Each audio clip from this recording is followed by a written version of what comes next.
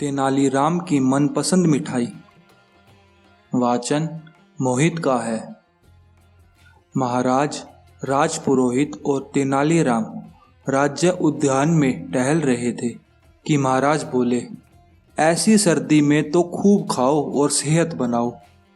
वैसे भी इस बार तो कड़े की ठंडी पड़ी है, ऐसे में तो मिठाई खाने का मजा ही कुछ और है।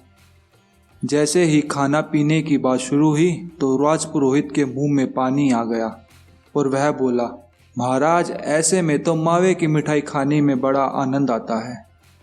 सर्दी की सबसे बढ़िया मिठाई कौन सी है? महाराज ने अचानक से पूछा। तेनालीराम से पहले पुरोहित बोला, महाराज एक हो तो बताओ।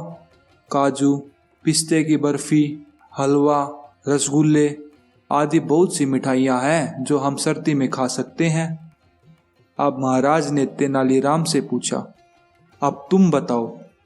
तेनालीराम बोला, महाराज आज रात आप मेरे साथ चलना, मैं आपको अपनी पसंद की सर्दियों की मिठाई खिला दूंगा। कहाँ चलना है? महाराज ने पूछा। महाराज दरअसल मेरी पसंद की मिठाई यहाँ नहीं मिलती, इसलिए आपको मेरे साथ चलना होगा। महाराज ने कहा, ठीक है, हम तुम्हारे साथ चलेंगे। रात होते ही महाराज ने साधारण मनुष्य का वेश बना लिया और तीनों निकल पड़े तेनालीराम की मनपसंद मिठाई खाने।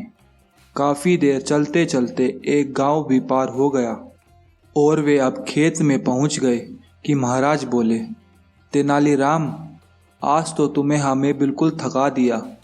तुम्हारी मनपसंद मिठाई खाने के लिए हमें अभी कितना और चलना पड़ेगा? बस महाराज, जहाँ ये लोग बैठकर हाथ सेके बस वहीं तक चलना है। तेनालीराम ने कहा। थोड़ी ही देर में तीनों वहाँ पहुँच गए।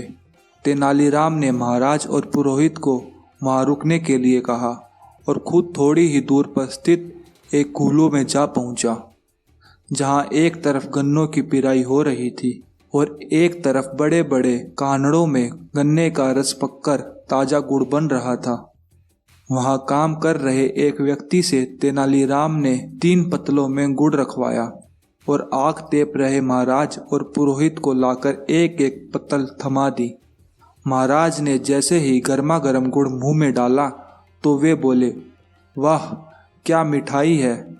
सच में तेनालीराम, इसे खाते ही हमारी तो सारी थकान उतर गई।